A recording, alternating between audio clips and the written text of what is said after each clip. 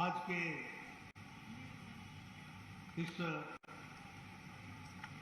आज़ादी के अमृत महोत्सव के अवसर पर इस भव्य कार्यक्रम में हमारे साथ उपस्थित हमारे हिमाचल प्रदेश के यशस्वी मुख्यमंत्री सम्माननीय जयराम ठाकुर जी, हमारे प्रदेश के जुझारू, कर्मशील, संवेदनशील अध्यक्ष भारतीय जनता पार्टी के और लोकसभा में मेरे साथी सम्माननीय सुरेश कश्यप जी, हमारे हिमाचल सरकार में मंत्री और हमारे वरिष्ठ साथी श्री सुखराम चौधरी जी, हमारे यहाँ के लोकप्रिय विधायक, पूर्व में मंत्री रहे, प्रदेश के अध्यक्ष रहे, ऐसे हमारे सम्माननीय डॉक्टर राजीव बिंदल जी, हमारे डॉक्टर राजीव सहजल जी, हमारे संजय जी जो प्रदेश के सहप्रभारी हैं, संजय टंडन जी, हमारे बलदेव तोमर जी जो उपाध्यक्ष हैं, हमारे विनय गुप्ता जी जिला के अध्यक्ष, हमारे बहन सीमा कन्याल जी जिला परिषद की अध्यक्षा, प्रताप ठाकुर जी हमारे मंडल के जुझारू अध्यक्ष, श्री बलबीर चौहान जी जो प्रत्याशी रहे विधानसभा चुनाव में, श्रीमती श्यामा देवी जी अध्यक्ष नगर परिषद नाहन, श्रीमती नीता शर्मा जी अध्यक्ष बीडीसी की, सम्मानित मंच और यहाँ इतनी बड़ी संख्या में एकत्र आए हमारी माताएं, बहनें, बुजुर्ग, हमारे नौजवान साथी और मीडिया और प्रिंट मीडिया, इलेक्ट्रॉनिक मीडिया के मेरे साथी, मेरा यह सौभाग्य है कि मुझे आज मां रेणुका माता के इस पवित्र स्थान पर आने का सौभाग्य मिला है। इस पवित्र भूमि पर जहां भगवान परशुराम जी का जन्म हुआ और जिसे हम रेणुका मेला के रूप में भी, जहां भगवान परशुराम अपनी माता जी से मिलने आते हैं, ऐसी पवित्र भूमि पर मुझे आने का मौका मिला है। मैं ऐसी पवित्र भूमि को नमन करता हूं और आशीर्वाद लेकर अपनी बात को प्रारंभ करता हूं। मैं आ रहा था तो मुझे गुरुद्वारा भी दिखा। आज सवेरे मैं गुरु के स्थान पर पौंटा साहब में शीश चढ़ाने गया था और वहां पर हमने गुरु को और गुरबाणी को शीश नमन झुकाया। हम सबको ये भी ध्यान में रहना चाहिए कि गुरु गोविंद सिंह का भी प्रथम आगमन पौंटा साहब से पहले सिरमौर की धरती पर इसी नाहन में हुआ और उस समय के सिरमौर के महाराज के निमंत्रण पर वो आए थे और यहां पर उन्होंने पड़ोसी राजाओं के साथ गुरु गोविंद सिंह जी ने समझौता कराया था हमारे महाराज सिरमौर का, और फिर यहां से वो प्रस्थान करके पौंटा साहब गए और 4.5 वर्ष अपने जीवन के उन्होंने पौंटा साहब में गुजारा, जहां से उन्होंने दसम पाठ भी लिखा और साथ ही साथ बड़े शहजादे जी का जन्म भी गुरु गोविंद सिंह जी का पौंटा साहब में हुआ और वहां से उन्होंने लड़ाई लड़ी और धर्म की रक्षा की, हमको ध्यान में रखना। लेकिन उनका प्रथम आगमन नाहन में हुआ था। ऐसे पवित्र स्थान पर मुझे आने का सौभाग्य मिला है। मैं इस धरती को पुनः नमन करता हूं और आशीर्वाद। बैठा बैठा मैं सोच रहा था ये आजादी का अमृत महोत्सव 15 अप्रैल 1948 को हिमाचल का विलय हुआ और हिमाचल राज्य बना। हिमाचल का जब गठन हुआ तो उसमें सिरमौर का गठन इसी चौगान के मैदान में हुआ। वह ऐतिहासिक मैदान में मुझे आने का मौका मिला है, ये भी हमको। और मैं कई बार कहता हूं, यहाँ आया हूं, बहुत से लोग मुझे पहली बार देख रहे होंगे, बहुत से लोगों के लिए मैं नया हूंगा, लेकिन नाहन के लिए मैं नया नहीं हूं, नाहन के लिए मैं पुराना हूं। और मैं ये भी दावा कर सकता हूं कि बहुत से लोग जो यहां बैठे हैं उनसे ज्यादा पुराना मैं नाहन का हूं, ये मैं दावे देता हूं। मैं अभी पूछ रहा था, मैंने कहा वो शिमला की बस जो 4 बजे चलती थी, 3:30-4 बजे, जिससे मैं रात को 9 बजे यहां नाहन उतरा करता था, ठक्कर ठक्कर ढडर ढडर ऊपर नीचे गच्चे खाते हुए था साथी। रात के 9 बजे पहुंचती थी। विपिन मेरा साथी, आज आए हुए विपिन जी, देवेंद्र मेरा साथी मुझे लेने बस स्टैंड आता था। फिर मैं गुन्नू घाट जाता था, उनके घर में रात को रुकता था और सवेरे तैयार होकर के पहले संस्कृत कॉलेज, फिर ITI, फिर ग्रेजुएट कॉलेज जो आज पोस्ट ग्रेजुएट के नाम से जाना जाता है, इन सब का भ्रमण करने के बाद शाम को चुगान पे आना और देवेंद्र जी के चाट वाले देवेंद्र जी के यहाँ जाना। वहां ये बोलते थे चाट खाओ, मैं कहता था भूख लगी है भोजन कराओ। ये बोलते थे मेरा टिफिन आया, मैंने कहा मैं भी उसमें हिस्सा लूंगा। आज मैं देवेंद्र जी से मिला और फिर मुझे याद आई कि मैं उस समय जयरथ जी के पास जाया करता था। जयरथ जी ट्रिब्यून के जर्नलिस्ट हुआ करते थे। हम कहते थे हमारी भी 2 लाइन छाप दो, और ट्रिब्यून में 2 लाइन छपने का मतलब बहुत बड़ा होता था उन दिनों। और जयराज जी हमसे बोलते थे छापूंगा तो जरूर, अंदर की बात बताओ पहले।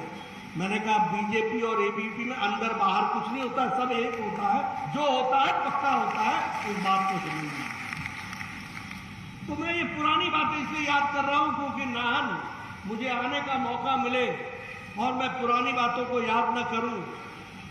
कौशिक परिवार से मेरा बड़ा पुराना संबंध, कौशिक जी बड़े वकील साहब थे, उनके से मिलने जाना।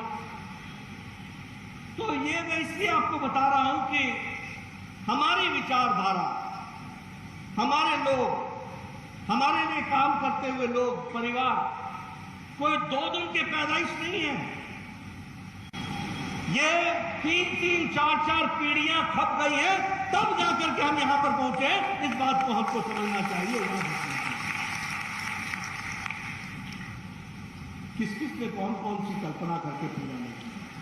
इसलिए मित्रों, जब मैं यहां आया हूं तो निश्चित रूप से मुझे आजादी के अमृत महोत्सव में अपने आप को शामिल करते हुए बहुत खुशी है।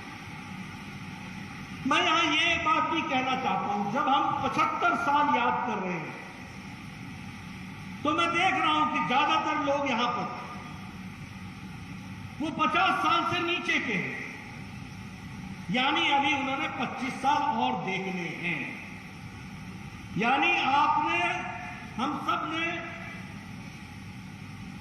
अमृत महोत्सव तो मना लिया, लेकिन हम अब अमृत काल की तैयारी में लगे हैं और अगले 25 साल में हमको जो योगदान करना है उसके लिए हमको तैयार होना पड़ेगा। इस बात को हमको समझना है।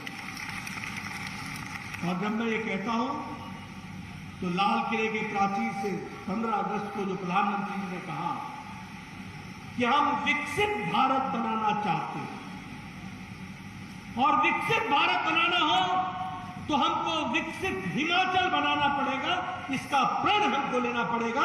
यही सही मायने में अमृत महोत्सव मनाने का रास्ता है। अगर विकसित हिमाचल होता है तो विकसित भारत है, और हिमाचल कर सकता है। 2500 किलोमीटर की सड़कें थी जब इसका गठन हुआ, आज 39,000 किलोमीटर की सड़क बनकर के तैयार है। 8% हमारी लिटरेसी होती थी, आज हम 83% लिटरेसी पर खड़े हैं। उस समय गांव दूर दूर तक सड़क से जुड़े हुए नहीं थे। आज हम यशवंत परमार जी को, हिमाचल निर्माता को भूल नहीं सकते, जिन्होंने अपने पीठ पर पिट्ठू बांध करके गांव गांव घूमते हुए सड़कों का जाल बिछाने में आगे बढ़े और उन्होंने सड़क को जोड़ दिया। और आज हम गर्व के साथ कह सकते हैं कि हिमाचल का कोई भी गांव बिना सड़क के नहीं रह गया है। और इसको विकसित बनाना है तो 2 लेन को 4 लेन बनाना है, 4 लेन को 6 लेन बनाना है, 6 लेन को 8 लेन बनाना है। विकास की एक नई कहानी लिखनी है और उसको आगे बढ़ाना है।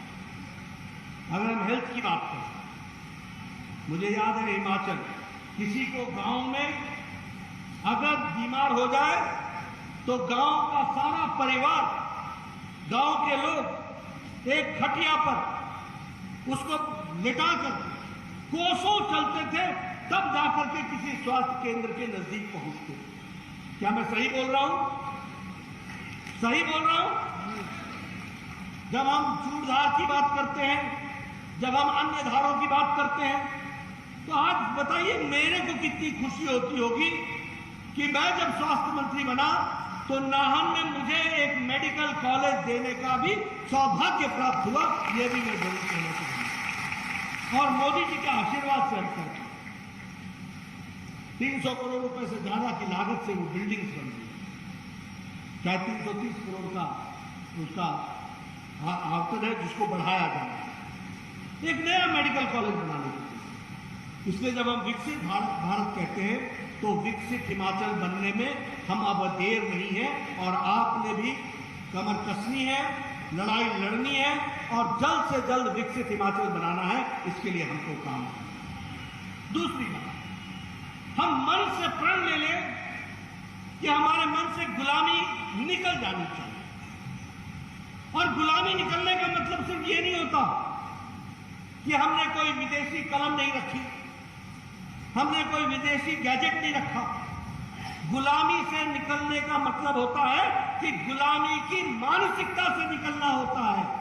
हमें अपने देश पर नाज होना चाहिए, हमें अपने देश, अपनी संस्कृति पर नाज होना चाहिए, हमें अपनी देवी देवताओं पर नाज होना चाहिए, हमें अपनी परंपराओं पर नाज होना चाहिए, हमारे खान पान पर नाज होना चाहिए, और हमारे मन से निकलना चाहिए सारे जहां से अच्छा हिंदुस्तान हमारा, हिंदुस्तान हमारा।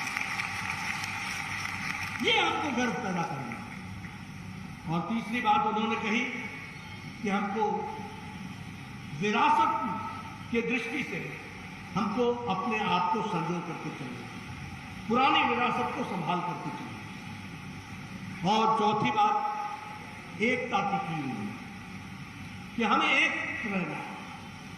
लोग चाहते हैं कि हमारे में लड़ाई हो, कोई मजहब के नाम पर, कोई धर्म के नाम पर, कोई इलाके के नाम पर, कोई जाति के नाम पर, कोई कार्यशैली के नाम पर, कोई चमड़ी के नाम पर। हमें सबको एक होकर के, ये विदेशियों का षड्यंत्र है। ये दुनिया में भारत मजबूत बने, इसके खिलाफ कुछ ताकतें लग सकती, लेकिन हमको एकता के साथ आगे बढ़ना है। और उसके लिए अमृत महोत्सव पर जब हम इकट्ठे आए तो हमें प्रण लेना चाहिए, कम वोट में कुछ भी हो जाए हमारी एकता नहीं टूटेगी। हम एक होकर के चलेंगे और मजबूत राष्ट्र बनाएंगे, मजबूत हिमाचल बनाएंगे। इसके लिए और इन सारी बातों के लिए हमको कर्तव्य परायण होना है, हमारी जिम्मेवारियां भी होनी चाहिए। माय राइट्स, मेरा अधिकार, मेरा अधिकार, अधिकार के साथ ड्यूटी भी होनी चाहिए। तो उस ड्यूटी का भी बोध लेकर के हमको आगे बढ़ना चाहिए। यह मैं जरूर आप सबसे कहना चाहूंगा। मित्रों, मैं यहां आया हूं तो मुझसे कई लोग कई बातें कहते हैं, और मैं हमेशा कहता हूं, कुछ लोगों को गिलास में आधा पानी भरा हो तो वो कहता है ये गिलास आधा खाली है, और जो अच्छे से देखने वाला होता है वो कहता है कि ये गिलास आधा भरा हुआ है, आधा हवा से भरा है, इसको मैं पानी से भर दूंगा। सोच का अंतर होता है। हमें पॉजिटिव सोच के साथ चलने की आवश्यकता है। भारत में मोदी जी के नेतृत्व में बहुत बड़े बड़े कीर्तिमान स्थापित किए, बहुत बड़े बड़े कीर्तिमान स्थापित किए। हम उसको देख नहीं पा रहे हैं, और देख पा रहे हैं तो समझ नहीं पा रहे हैं, और समझ पा रहे हैं तो उसका अनुसरण करते हुए उसको आगे रखने में हम सक्षम हैं।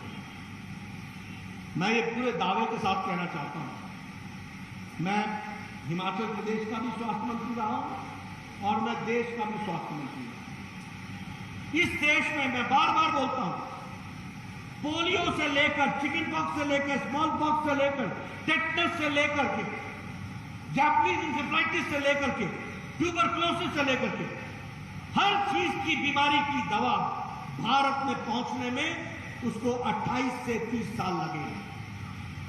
मिनिमम 25 साल और नहीं तो 28 से 30 साल लगे किसी भी इंजेक्शन को भारत में पहुंचने। जापानीज बुखार, जापानी बुखार, जापानीज इंसेफ्लाइटिस को भारत में उसकी दवा पहुंचने में 100 साल लग गए।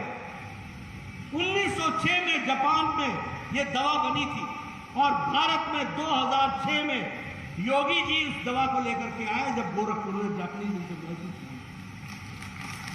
योगी जी ने। यह है भारत की तस्वीर। और देखिए 2020 में पहला केस 20 जनवरी को कोविड का आया और अप्रैल 20 को मोदी जी ने टास्क फोर्स बैठाया और 9 महीने के अंदर भारत ने मोदी जी के नेतृत्व में एक नहीं 2-2 वैक्सीन बना करके भारत को दे दी। ये बात भी हमको ध्यान रखनी, 2-2 वैक्सीन। और एक बात और समझिए, कई लोग बोलते हैं देश बदल रहा है, देश आगे बढ़ रहा है। कैसे बढ़ रहा है देखो, समझो। आज भारत 200 करोड़ डोज लगा चुका है, 200 करोड़ पार, 200 करोड़ की वैक्सीन लग चुकी है। यह दुनिया का सबसे बड़ा और सबसे फास्टेस्ट वैक्सीनेशन प्रोग्राम हुआ है तो वो भारत में हुआ है, अमृत महोत्सव पर हुआ है। ये भी हमको याद है। और मैं जयराम ठाकुर जी को बधाई देना चाहूंगा कि उनके नेतृत्व में हिमाचल प्रदेश नंबर 1 डोज में और नंबर 2 डोज में दोनों में नंबर 1 आया है, तो हिमाचल प्रदेश आया है। इसके लिए मैं विशेष बधाई देना चाहता हूं। मैं जयराम जी को बधाई देना चाहता हूं, मैं डॉक्टरों को बधाई देना चाहता हूं, मैं फ्रंट लाइन वर्कर्स को बधाई देना चाहता हूं, मैं हमारे आशा वर्कर्स को बधाई देना चाहता हूं, मैं आंगनबाड़ी वर्कर्स को बधाई देना चाहता हूं, जिन लोगों ने मेहनत करके, कहां मलाना, कैसे गया होगा हमारा वैक्सीन, किस टेम्परेचर में पहुंचाया गया होगा हमारा वैक्सीन, गांव के एक एक आदमी को लगाया होगा। एक बार नहीं लगाना था, 2-2 बार लगाना था। और हिमाचल ने दोनों बार नंबर 1 हुआ तो हिमाचल हुआ। मैं सलाम करता हूं सरकार को जिसने इस काम को पूरा किया। और आज भारत 100 देशों को वैक्सीन दे चुका है, 20 देशों को मुफ्त दे चुका है, 25 करोड़ वैक्सीन के डोज मुफ्त दे चुका है। यानी अब भारत लेने वाला नहीं है, हाथ पर डालने वाला नहीं है, अब भारत देने वाला है, देने वाला भारत बन गया है। ये अंतर आया है, इसको भी हमको समझना। मित्रों, मैं कोविड के बारे में जब चर्चा कर रहा हूं तो एक बात और बताऊंगा। 100 साल पहले जब महामारी आई थी तो बीमारी से ज्यादा लोग भूखमरी से मर गए, भूखमरी से मर गए। लेकिन प्रधानमंत्री मोदी जी ने मार्च 2020 से लेकर आज दिन तक 80 करोड़ की जनता को 5 किलो गेहूं या 5 किलो चावल और 1 किलो दाल प्रति व्यक्ति उसके घर पे पहुंचाने का काम किया है। कोई भूखा ना रहे, कोई भूखा ना सोए। यह है स्वावलंबी की ओर जाने वाला भारत, यह है आत्मनिर्भर भारत जिसको। और इस काम में आप लोग भी पीछे नहीं रहे हैं, आप लोगों ने भी पूरी ताजगी रखी और तेजी रखी। मुझे एक बात की और खुशी है कि जब दुनिया में कोविड के कारण इकोनॉमी स्लो डाउन हो गई, कई जगह तो इकोनॉमी रुक गई, उसमें भी भारत ने विकास का पेस रखा और आज भारत की economy one of the fastest growing economy की तरफ बढ़ रही है। इसलिए बहुत पॉजिटिव चीजें हैं, बहुत सकारात्मक चीजें हैं जिसको हमको संजो करके आगे चलना है और उसको बढ़ाना है। आज स्टार्टअप्स में वर्ल्ड में भारत सबसे बड़ा इकोसिस्टम बन गया है। 75,000 से ज्यादा स्टार्टअप्स खड़े हो गए और 100 से ज्यादा यूनिकॉर्न्स खड़े हो गए। यूनिकॉर्न्स का मतलब होता है किसी स्टार्टअप के द्वारा 100 करोड़ का टर्नओवर से ज्यादा बढ़ जाना, ये होता है और ये हमारे यहां हुआ है। इस बात को भी हमको याद रखना है। मित्रों, मैं यहां एक बात और भी आपसे कहना चाहता हूं। राजनीति में हम लोग इन कुर्सियों पर आराम करने के लिए नहीं आए, ये हमको ध्यान है। हम सेवा के लिए आए हैं, हम हिमाचल की जनता के लिए आए हैं, उनकी तस्वीर बदले, तकदीर बदले, इसके लिए आए हैं। और इसलिए जब हम इस कुर्सी पर मेहनत करके आपकी आंखों में आंसू न आए, आप मुसीबत में न पड़े, आप आगे बढ़े, अगर हम इसके लिए आए हैं तो हम चाहेंगे कि आपके भी समझ में आना चाहिए कि सही आदमी के बैठने से क्या अंतर होता है और गलत व्यक्ति के बैठ जाने से क्या अंतर है। और आप बोलोगे कि सही क्या है, गलत क्या है? मैं आपको समझाना चाहता हूं।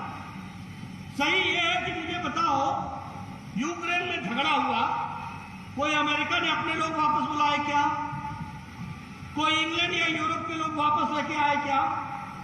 कोई पाकिस्तान के लोगों को लाने का व्यवस्था की गई क्या? क्या बांग्लादेश के लोगों को लाने की व्यवस्था की गई क्या?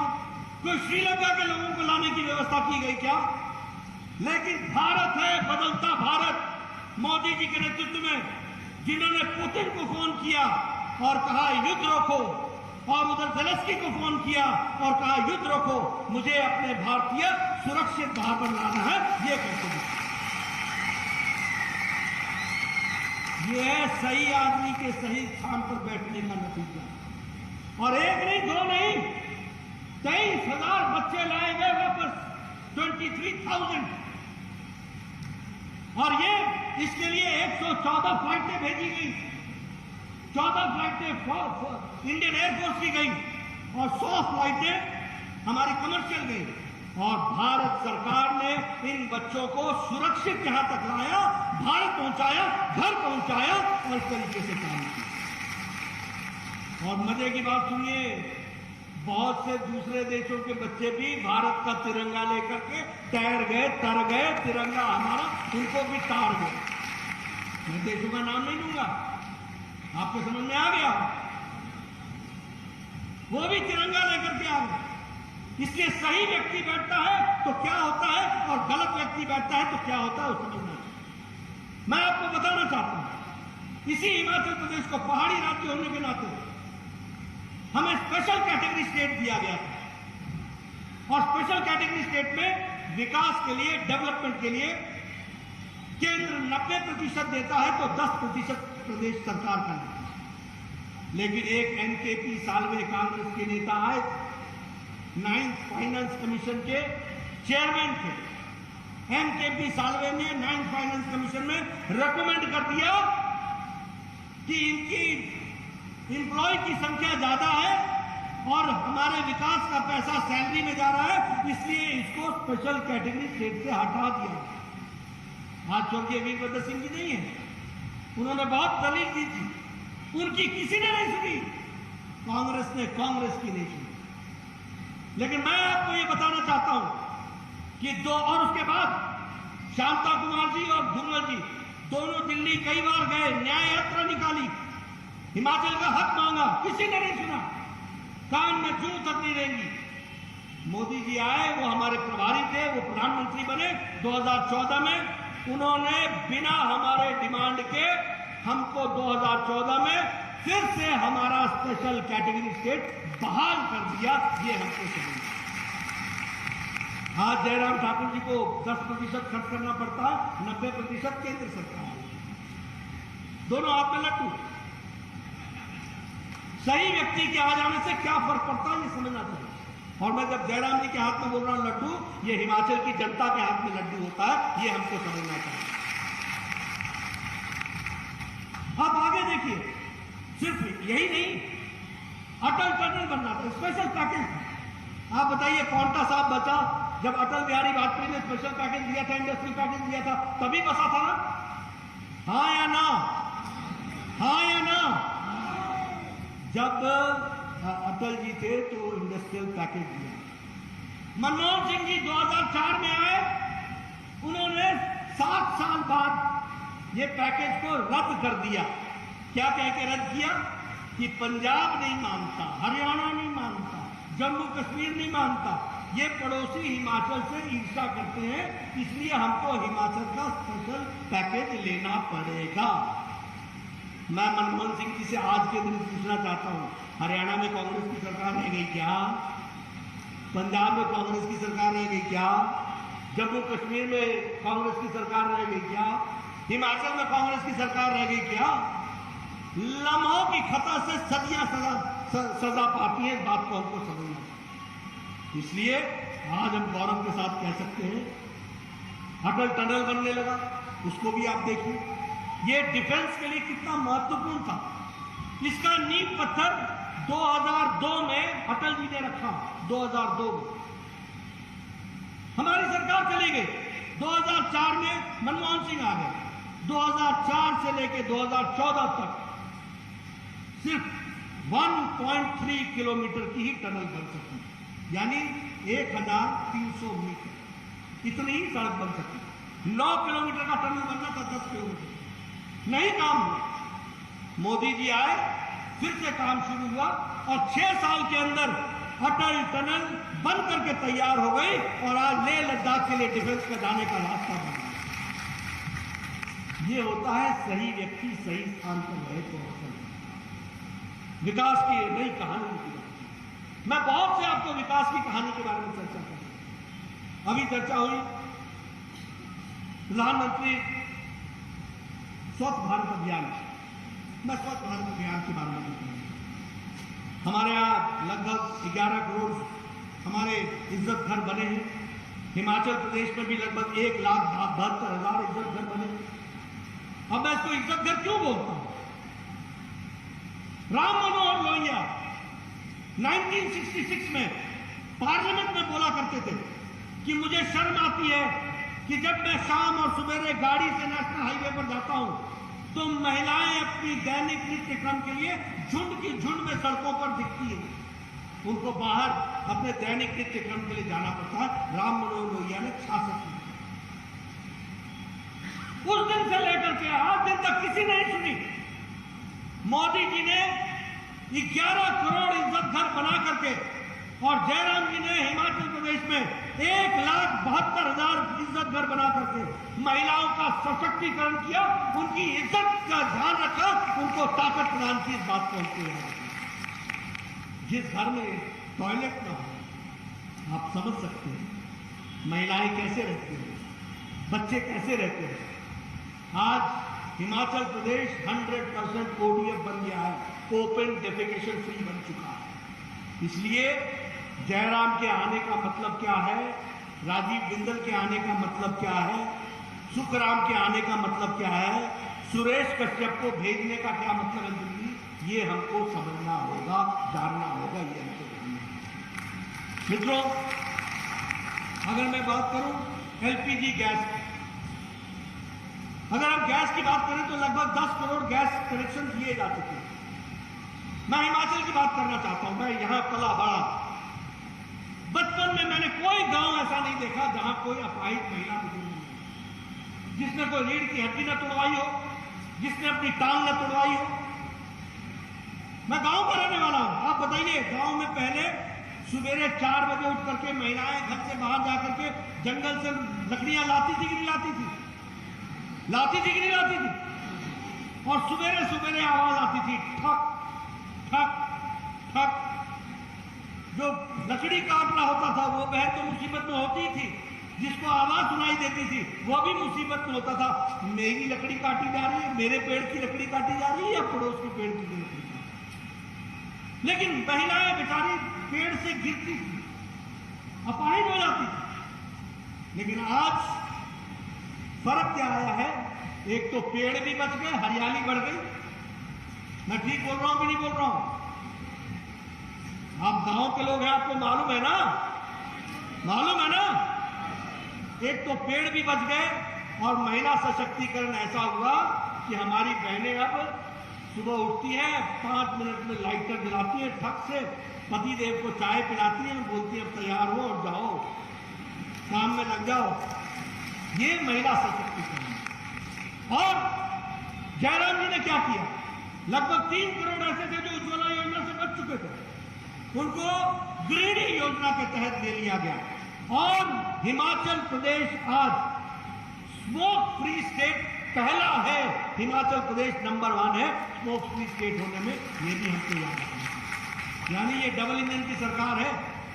आयुष्मान भारत, अगर मैंने 55 करोड़ लोगों को मोदी जी के आशीर्वाद से 5 लाख रुपए का हेल्थ कवर दिया, यानी भारत की जनता का 40% उनको हमने हेल्थ केयर दिया, तो मुझे खुशी है ये बताते हुए कि हिम केयर के माध्यम से हमारे जयराम ठाकुर ने हिमाचल प्रदेश में कोई भी व्यक्ति 5 लाख के कवर से बाहर नहीं रखा है, सबको जोड़ लिया है। इसके लिए मैं आपको बधाई देना चाहता हूं और इसको भी हमको समझना चाहिए, इसको भी हमको। मित्रों, विकास की बहुत सी कहानियां हैं।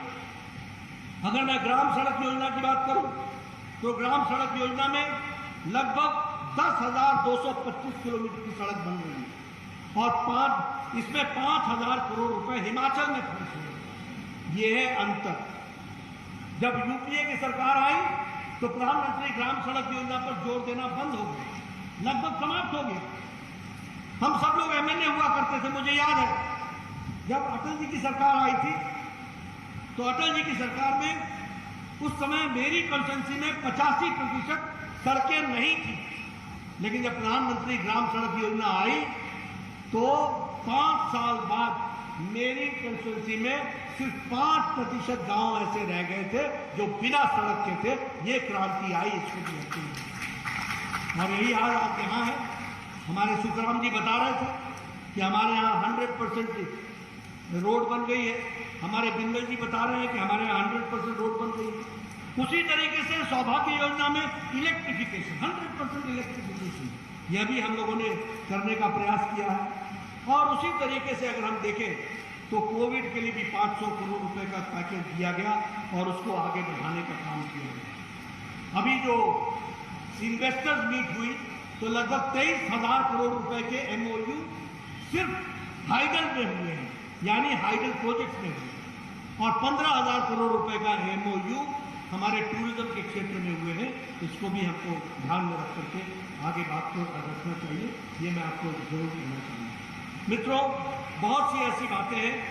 अभी यहाँ सिरमौर की मैं बात करूँ, IIM, यहाँ बहुत से पढ़े लिखे लोग हैं। मैं सबसे कहूँगा एक बात कि आप जाकर के IIM वेबसाइट पर ढूंढिए या YouTube पर ढूंढिए या आप इसको अपने डिजिटल वर्ल्ड में जाकर के ढूंढिए। आपको पता चलेगा कि दुनिया में one of the best institute है और वो इंस्टीट्यूट जयराम जी के कहने पर मोदी जी ने सिरमौर को दिया है, नाहन को दिया है, पांवटा साहब को दिया है। ये भी 400 करोड़ रुपए खर्च हो गए, 400 करोड़ रुपए। मैं दावा करता हूं कांग्रेस का एक नेता बता दे जिसने 100 करोड़ से ऊपर की किसी स्कीम के बारे में चर्चा भी की है। हमारे यहाँ हम ये नाहन का कॉलेज 335 करोड़ रुपीज और इसके बाद में नेक्स्ट इंस्टॉलमेंट और भी देने वाला। ये भव्य कॉलेज बनकर के तैयार हो। आज मैं इस कॉलेज को देखने जाने वाला हूं। मैं इसलिए देखने जाने वाला हूं कि जब कभी सपने में भी नहीं सोचा था कि नाहन में मेडिकल कॉलेज खुलेगा, आज मुझे वो मेडिकल कॉलेज देखने का मौका मिलेगा। इसके लिए मित्रों, अगर हम रेणुका डैम की बात करें, शायद 45 मेगावाट का प्रोजेक्ट है, 7,000 करोड़ रुपए खर्च होगा। जब मैं कॉलेज में था तो सुनता था Renuka dam, Renuka dam, Renuka dam. आज मैं 30 वर्ष पहले की बात कर रहा हूं, रेणुका डैम। आज रेणुका डैम बन रहा है। पहले क्या कहते थे हमारे भाई, यूपी नहीं मानता, हरियाणा नहीं मानता, दिल्ली नहीं मानता, कौन नहीं मानता, आज सब मानते हैं। आज रेणुका डैम का काम शुरू हो रहा है। ये अंतर है। काम करने वाले की शक्ल अलग होती है, इस बात को हमको समझना चाहिए। उसकी नीयत अलग होती है, इसको भी हमको ध्यान रखना चाहिए। सड़कों का जाल बिछ रहा। मैं अभी जिस सड़क पर जाने वाला हूं, ये वीरान सड़क, अब ये डबल लेन होगी, लगभग काम हो पूरा ही हो गया होगा। आज मैं देखूंगा उसको, नहीं तो कैसी सड़क होती थी वो सड़क भी हमने देखी है, ये सड़क भी देखी। सिरमौर की सड़क, सिल्लाई की सड़क, देहरादून से जुड़ने वाली सड़क, कोई 4 लेन, कोई 2 लेन, कोई 6 लेन।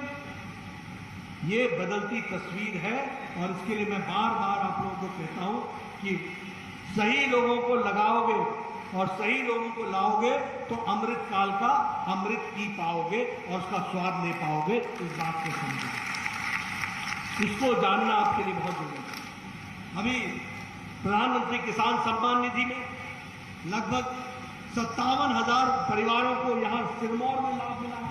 57,000 farmer, 60,000 crore rupees have been spent here in Sirmaur district. उसी तरीके से प्रधानमंत्री कौशल विकास योजना में 15,000 हमारे कैंडिडेट्स हैं, वो बेनिफिट हुए हैं। उसी तरीके से आवास योजना में हर दृष्टि से विकास की एक नई कहानी लिखी गई है। ये मैं जरूर आपके साथ शेयर करना चाहता हूँ। और मुझे बताया गया है कि नाहन कंस्टिट्यूंसी में 400 करोड़ से ज्यादा का डेवलपमेंट वर्क चल रहा है, जिसमें एक इंडोर स्टेडियम 7 करोड़ रुपए का वो भी तैयार हो रहा है।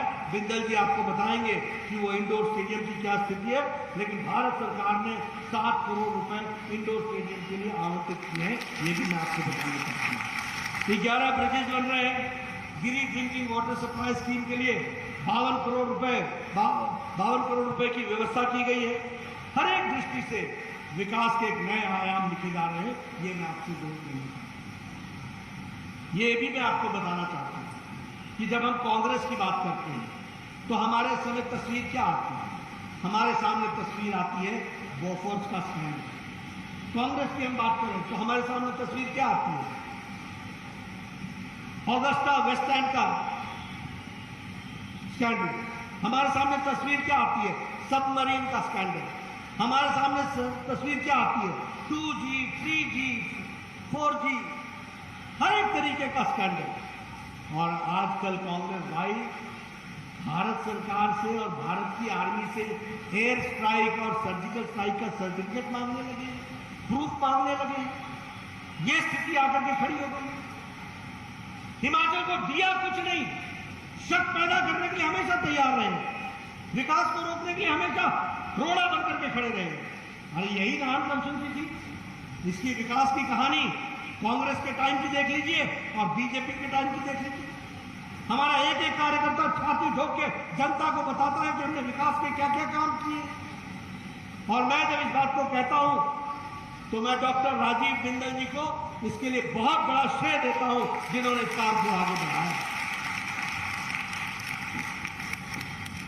डॉक्टर राजीव बिंदल जी को जब मैंने सोलन से नाहन लड़ने के लिए भेजा था तो मैंने डॉक्टर राजीव बिंदल जी से पूछा था, आप नाहन जा सकोगे? क्योंकि इनकी कंस्टिट्यूंसी रिजर्व हो गई। मैं नहीं चाहता था कि हमारा अच्छा नेता विधानसभा से बाहर रहे। तो मैंने इनसे पूछा, मैंने कहा नाहन लड़ सकोगे? इन्होंने कहा नड्डा जी पार्टी का कार्यकर्ता है, हुक्म कीजिए, नाहन भी अपना है, हम उसको अपना बना लेंगे, हम लड़ेंगे। और मैं ये दावे के साथ कह सकता हूं, जैसे दूध में गुड़ घुलता है, शक्कर घुलता है और मीठा हो जाता है, वैसे ही राजीव बिंदल नाहन की जनता के साथ ऐसे घुल गए हैं जिसने इसको और मीठा ही किया है, इसको भी हमको समझना चाहिए।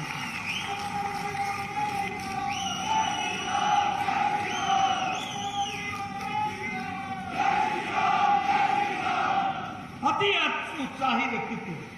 मुझे कई बार उनको ठंडा करना पड़ता है, रहने दो। नहीं करना। तो अति उत्साही, हमेशा काम के लिए तत्पर, लोगों के लिए जुड़े हुए। 5 बार इन्होंने जीत हासिल की है। इस बार सिक्सर मारना है, इसकी आपको तैयारी करनी है।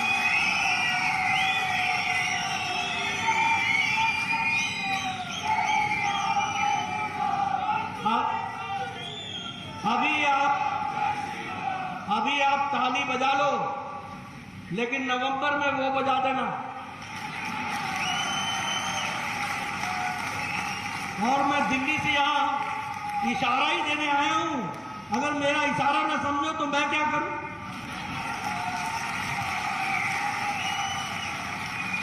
मित्रों, हमको ये समझना पड़ेगा, जो लोग मेहनत करते हैं उनको आगे लाना पड़ेगा। मेरे से कई बार, मैं लंबे समय एमएलए रहा, तो कई बार मेरे से चर्चा लोग कर लेते, मेरा क्या किया जी? मैं सबसे बोलता हूं, ये जो सड़क पर तू आजकल आता जाता है, पहले हाथ में जोड़े लेकर के दलदल की जमीन पर पैदल चल के ऑफिस जाता था, जूते ऐसे ऐसे करके छिड़क करके मिट्टी हटाता था, फिर उसको साफ करता था, फिर जाकर के कलेक्ट्रेट में बाबू बन करके बैठता था।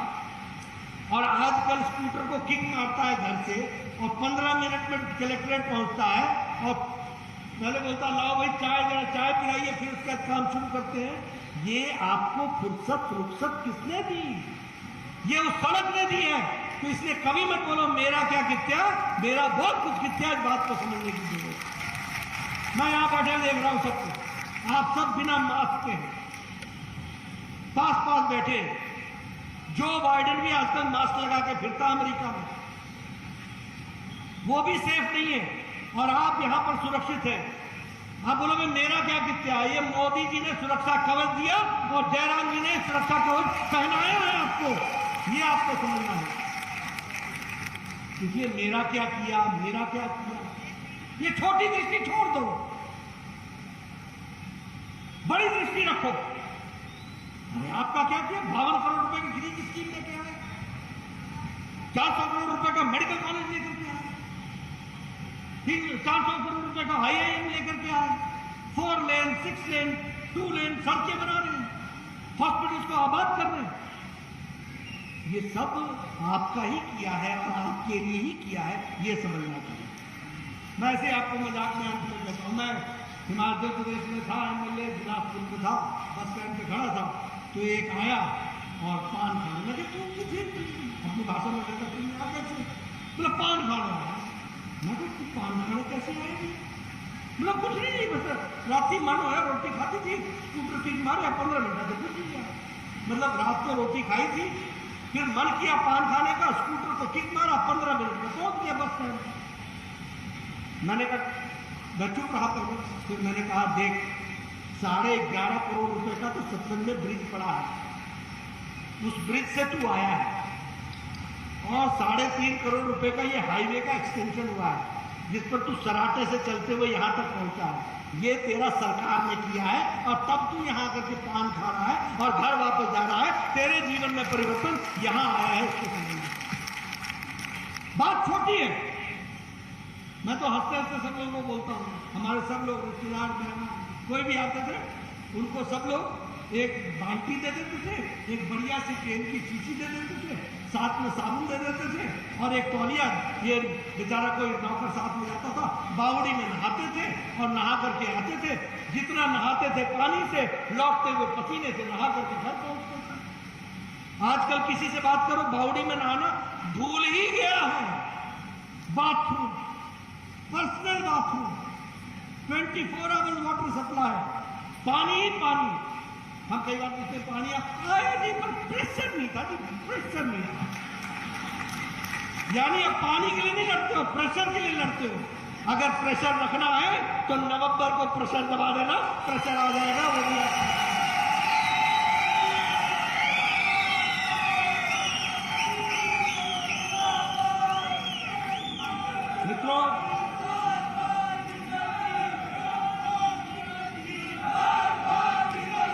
मित्रों, आप लोगों ने मेरी बात को बहुत प्यार से सुना और आपने उसको मानने की भी आपने हामी भरी है। ऐसा मैं आपकी तालियों से विश्वास देता हूँ और आपको ये विश्वास दिलाता हूँ कि विकसित हिमाचल, विकसित भारत हम सब लोग मिलकर करेंगे और अमृत महोत्सव के ये प्रण लेकर के चलेंगे। इन्हीं शब्दों के साथ बहुत बहुत धन्यवाद। जय भारत, जय हिमाचल।